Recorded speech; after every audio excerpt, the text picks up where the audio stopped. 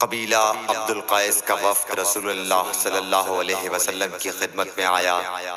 آپ صلی اللہ علیہ وسلم نے دریافت کیا کہ کون سا وفد آیا ہے یا یہ کون لوگ ہیں؟ انہوں نے کہا ربیعہ خاندان کے لوگ ہیں۔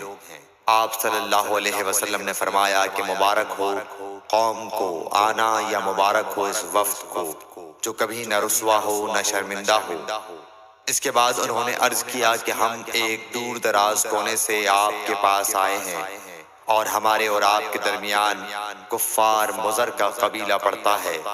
اس کے خوف کی وجہ سے ہم حرمت والے مہینوں کے علاوہ اور ایام میں نہیں آ سکتے، اس لیے ہمیں کوئی ایسی قطعی بات بتلا دیجئے کہ جس کی ہم اپنے پیچھے رہ جانے والے لوگوں کو خبر دے دیں اور اس کی وجہ سے ہم جنت میں داخل ہو سکیں۔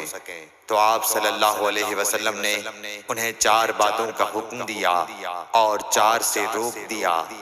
اول انہیں حکم دیا کہ ایک اللہ پر ایمان لائیں۔ پھر فرمایا کہ کیا تم جانتے ہو کہ ایک اللہ پر ایمان لانے کا کیا مطلب ہے؟ انہوں نے عرض کیا اللہ اور اس کا رسول زیادہ جانتے ہیں۔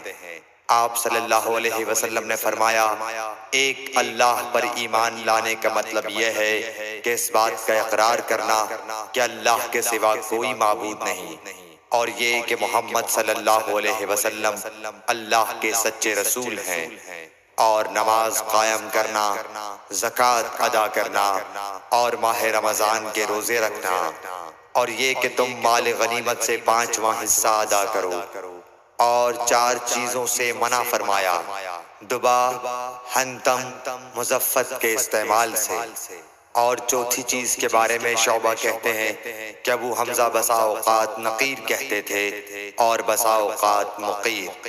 اس کے بعد رسول اللہ صلی اللہ علیہ وسلم نے فرمایا کہ ان باتوں کو یاد رکھو اور اپنے پیچھے رہ جانے والوں کو بھی ان کی خبر کر دو۔ صحیح بخاری حدیث نمبر 87۔